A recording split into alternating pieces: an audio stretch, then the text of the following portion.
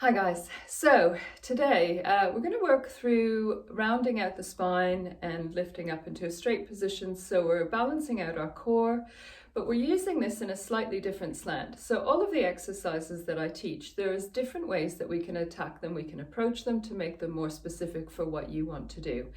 The problem with a lot of exercises is that there's only one way to do it, and that one way may not suit you, and so it's about finding the exact right position, the exact right emphasis on the exercise, and having something that can really adapt around you. In this instance, we're going to just work through the core, so we're getting the spine flexing and extending like we did in one of the other videos, if you've seen my other ones.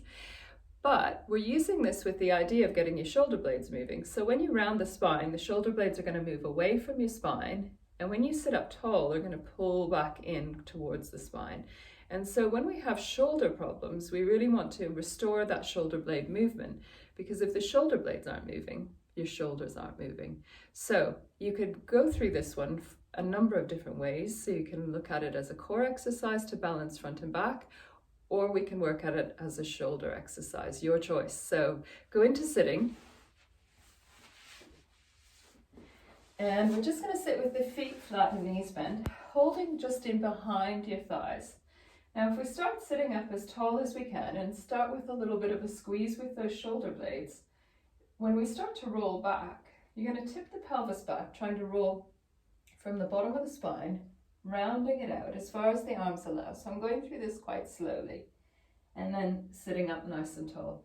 So because we're getting a lift here through the chest, we want to use an in-breath. So breathe in when you sit nice and tall and squeeze your shoulder blades towards the spine. And then as you breathe out, allow them to round out. And so we're opening the back, closing the front. And when we sit up tall, we're opening the front and closing the back. Now, ideally with the arms, if we want to get the shoulders involved a little bit more and the arms involved more, we're going to go back quite passively, because we're just allowing the arms to be like a check rein. So we stop here, and then we use the arms more actively to sit up and really think about opening through your chest. So inhale here, exhale back. And feel those shoulder blades move towards the spine. So we don't want a really big squeeze. We just want to feel the movement that we're creating with them.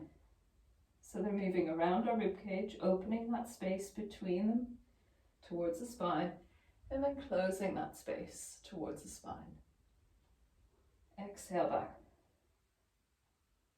And breathe in. And it's a really good idea to match your breath to the movement so that you don't forget to breathe and you don't hold your breath. Inhale, sit up tall. And exhale back.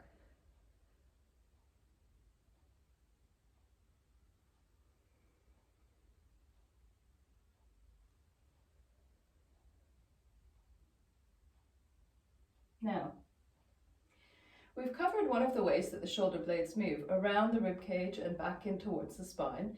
We also want to get them moving up and down. So I'm going to go onto my tummy and take the arms just out the sides. Legs open just slightly, and keep the chin tucked in so the back of the neck feels long. And we're just going to do a tiny little lift up and back down. And the idea here is that a lot of us do extension through our lower back. We want to learn to do it from our mid-back. And so as we come up, we want to feel the mid-back working, but not the lower back. So try not to squeeze the bottom. And if you start to feel the lower back, lift even less. And so what we should have when we come up, if we lift through the breastbone, you should start to feel the shoulder blades moving down the rib cage. And when you lower, they come back up.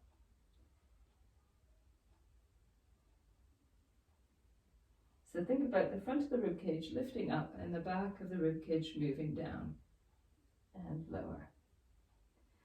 And so this is a really good way just to teach our spines to start to extend a little bit higher up the back, because we quite often do all of our extension from 2 or 3 areas in the low back, and then it's overworking. And typically our mid-back doesn't move as well.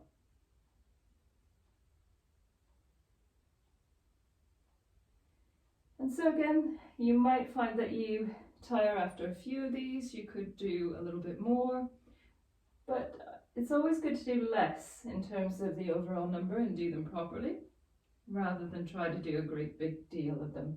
So you want to do little and often. So several times through the day, and maybe about 8 to 10 ideally. And so what we've worked through there is trying to get the front of the rib cage lifting up and the shoulder blades coming back down. And then we've worked to take the shoulder blades around the rib cage and back. So there are a few other movements that they can do, but we're going to stick to those ones to start with, keeping it simple. So I hope you enjoyed it. Remember to hit like, subscribe if you don't want to miss any of the videos. And if you have a request, make sure you pop it into the comments. I'm always checking my comments to see what people have left. And the future videos that you see in this 100 days of videos that I'm doing, I will definitely include yours. So take care, see you soon.